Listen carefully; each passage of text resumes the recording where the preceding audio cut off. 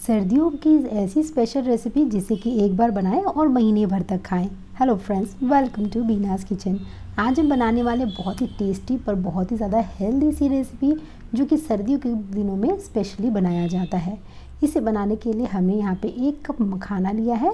मखाने को हम इस तरह से चलाते हुए अच्छी तरह से रोस्ट कर लेते हैं ताकि जो मखाना है ना बिल्कुल अच्छा क्रिस्प हो जाए। मखाना हमारा अच्छी तरह से भून चुका है, इसे अब हम निकाल लेते हैं। अब इसी कढ़ाई में हम डाल लेते हैं आधा कप नारियल का बुरादा। तो जो खोपरा होता है ना, ड्राई कोकोनट, उसी को हमने इस तरह से ग्रेट कर लिया है कद्दूकस से। तो इस तरह से हमारा ये ग्रेट किया हुआ नारियल का बुरादा बन जाता है। तो धीमी धीमी इसे हम आँच में पका लेते हैं। आप चाहे तो डेसिकेटेड कोकोनट पाउडर जो मार्केट में आता है ना, उसका यूज़ भी इसकी जगह कर सकते हैं। तो इसे भी अब हम निकाल के रख लेते हैं।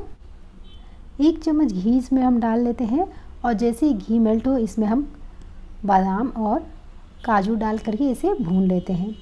और इस तरह से हमने इसे मोटे मोटे टुकड़ों में काटा हुआ है। इससे जब हम लड्डू खाते हैं ना तो खाने में ये बहुत ही अच्छे लगते हैं, क्रिस्पी क्रंची से, बीच बीच में जब ये ड्राई फ्रूट्स आता है तो। और अगर आप इसे इस तरह से काट के नहीं डालना चाहते हैं, अगर इसे ग्राइंड करके डालना चाहते हैं तो ड्राई फ्रूट्स को काटे नहीं बल्कि ऐसे ही इसे इस तरह से घी में फ्राई कर लें और धीमी धीमी आँच में आप इसे फ्राई करें ताकि ये बिल्कुल भी जले नहीं। और जब ये हल्का भून जाता है इसमें हम डाल लेते हैं किशमिश। किशमिश को बिल्कुल लास्ट में ही डालना है, पहले से नहीं डालना है। तो इसे भी हम इस तरह से भून लेते हैं। तो सारे ड्राई फ्रूट्स हमारे भून चुके हैं, तो इसे अब हम निकाल लेते हैं। फ्रेश ड्राई फ्रूट्स डालने से बहुत ही अच्छा टेस्ट भी आता है और ये हेल्थ के लिए भी बहुत ही अच्छे होते हैं। तो सारे ड्राई फ्रूट्स को हमने निकाल लिया है। अब यहाँ पे हमने घी डाल लिया है और इसमें अब हम गोंद को फ्राई कर लेते हैं।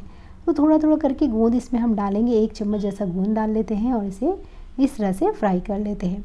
घी को अच्छा गर्म कर ले तभी गोंद डालें, तभी गोंद जो है हमारा अच्छी तरह से फूल करके तैयार होता है। ये देखिए बिल्कुल अच्छा फूल चुका है, इसे अब हम निकालेंगे।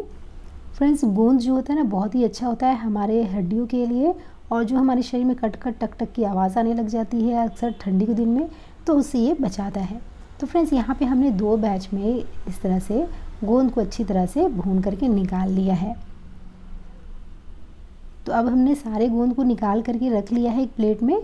अब बाकी का बचा हुआ घी अब हम कढ़ाई में डाल लेते हैं। इस रेसिपी बनाने के लिए हमने आधा कप घी का यूज़ किया है, आप चाहें तो घी और डाल सकते हैं। आधा कप हमने इसमें डाल दिया है बेसन, और बेसन को हम धीमी धीमी आंच में पका लेते हैं। तो इसे हम 2 मिनट के लिए पहले भून लेंगे, उसके बाद ही हम आटे का यूज़ करेंगे। तो पहले बेसन को हम थोड़ा सा भूनेंगे ताकि इसका कच्चापन ख़त्म हो जाए। तो ये देखिए फ्रेंड्स, बेसन हमारा अच्छा भून चुका है। इसमें हम डाल लेते हैं 1 कप गेहूं का आटा। इन सबको अच्छी तरह से भूनना बहुत ज़रूरी है और इसे हम धीमी आंच में भूनेंगे। हाई फ्लेम पे अगर आप भूनेंगे तो ये बिल्कुल जलने लगेंगे। तो इसे धीमी धीमी आंच में भूनते जाएं ताकि इसका कच्चापन बिल्कुल अच्छा ख़त्म हो जाए। और फ्रेंड्स, इसे हम तब तक भूनेंगे जब तक कि इसका कलर बिल्कुल चेंज ना हो जाए। तो इस तरह से लगातार चलाते हुए हमने इसे अच्छी तरह से पका लिया है। ये देखिए कितना अच्छा सा इसमें कलर आया है, आटा बिल्कुल अच्छी तरह से भून चुका है। और अगर आप थोड़ा घी ज़्यादा डालना चाहें तो घी भी ज़्यादा डाल सकते हैं और इस तरह लगातार चलाते हुए इसे भून लेते हैं। फ्रेंड्स, सर्दियों के दिन में क्या होता है कि अक्सर सर्दी खांसी लोगों को होती है, तो इसके लिए हमने यहाँ पे ले लिया है 1 चम्मच सोंठ का पाउडर यानी कि ड्राई जिंजर पाउडर। जायफल को हम ग्रेट करके इस तरह से ले लेते हैं और अब इसे हम मिला लेते हैं। तो ये हमारा मिश्रण तैयार हो चुका है। गैस को अब हम बंद कर लेंगे और हमने जो गोंद को फ्राई करके रखा हुआ था ना, उसे हम अच्छी तरह से क्रश कर लेते हैं। तो फ्रेंड्स, यहाँ पे हमने एक कटोरी की हेल्प से इसे इस तरह से क्रश कर लिया है। आप चाहें तो इसे हाथ से भी क्रश कर सकते हैं। तो हल्का हल्का सा ही हमें इसे क्रश करना है। मखाना जो हमने भून के रखा है उसे भी हम इस तरह से दरदरा पाउडर बना लेते हैं। हमने जो गोंद को क्रश करके रखा था ना, उसमें हम आटे का पाउडर डाल लेते हैं। तो हमने जो भुना हुआ आटा रखा था, बेसन और आटा, उसे हमने इसमें डाल लिया है। साथ ही साथ हम इसमें डाल लेते हैं मखाने का जो पाउडर हमने बना के रखा हुआ है। अब यहाँ पे हमने जो ड्राई फ्रूट्स फ्राई किए हैं उसे भी डालेंगे। नारियल का बुरादा, उसे जो हमने भून के रखा था, उसे भी इसमें हम डाल लेते हैं। तो सारे इंग्रेडिएंट्स को हमने इसमें डाल लिया है और अब हम इसे मिला लेते हैं। तो इसे हमने अच्छी तरह से मिक्स कर लिया है।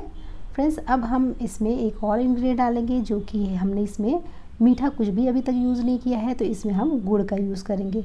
तो गुड़ को हम चाशनी बना करके यूज़ करेंगे। पर फ्रेंड्स, चाशनी बनाने के लिए हमें कोई तार वाली चाशनी नहीं बनानी है, बिल्कुल आसान से ये बनके तैयार होगी।